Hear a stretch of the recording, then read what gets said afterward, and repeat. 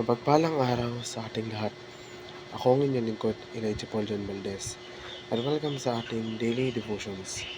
Ang ating verse for the day nasa Roma chapter 8 verse 32.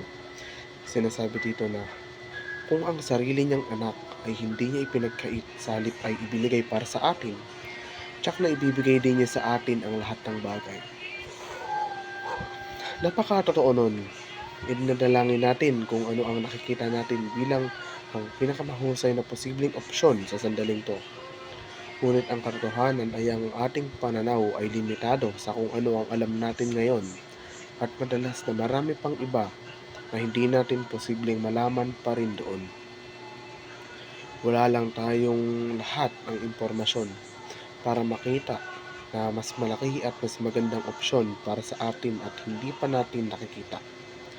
At kapag ganun nga ang sitwasyon, hindi binibigay ng Diyos ang ating hinihiling para maibigay niya sa atin ang mas malaki at mas magandang opsyon na gusto niyang magkaroon tayo. Napakapalad natin na magkakaroon ng kahangahangang Ama sa langit na nagmamahal sa atin ng sapat para ibigay sa atin ang kailangan, at alam niya na maghahatid sa atin ng pinakamalaking kagalakan at kaligayahan. Kung hindi dahil sa Kanya, lahat tayo ay magtatapos sa kung ano ang inaakala nating maaaring maging buhay natin, at ang ating buhay ay magiging walang kabuluhan kumpara sa obra maestra na alam ng Diyos. Yan ang dahilan kung bakit kailangan nating magtiwala sa Kanya.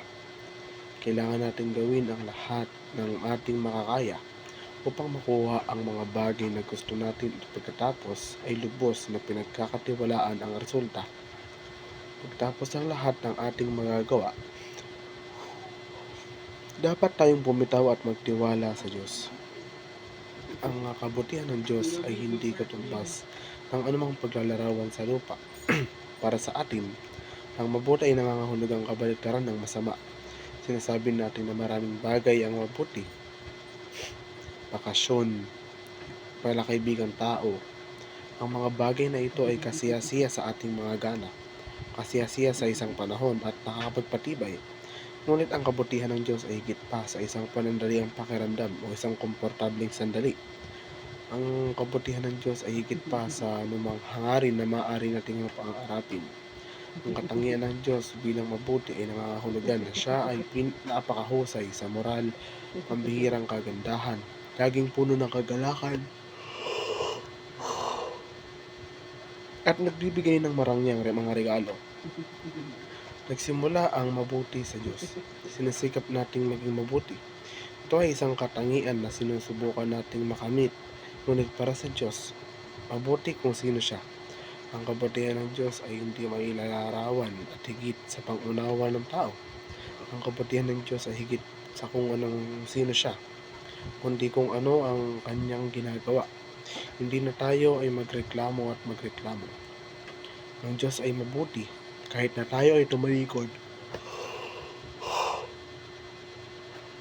at pumunta sa ating sariling paraan. Ang Diyos ay mabuti at sa lahat ng kasalangang nagawa natin, nananatiling mabuti ang Diyos. Ang kabutihan ng Diyos ay hindi nakasalalay sa kung anong sino tayo. Ang Diyos ay mabuti dahil sa kung sino Siya at hindi Niya maitatanggi ang Kanyang sarili. Ang Diyos ay mabuti sa lahat ng oras. Muli, ako ang inyong lingkod, Elijah Paul John Valdez, at dito na nagtatapos ang aking daily devotions.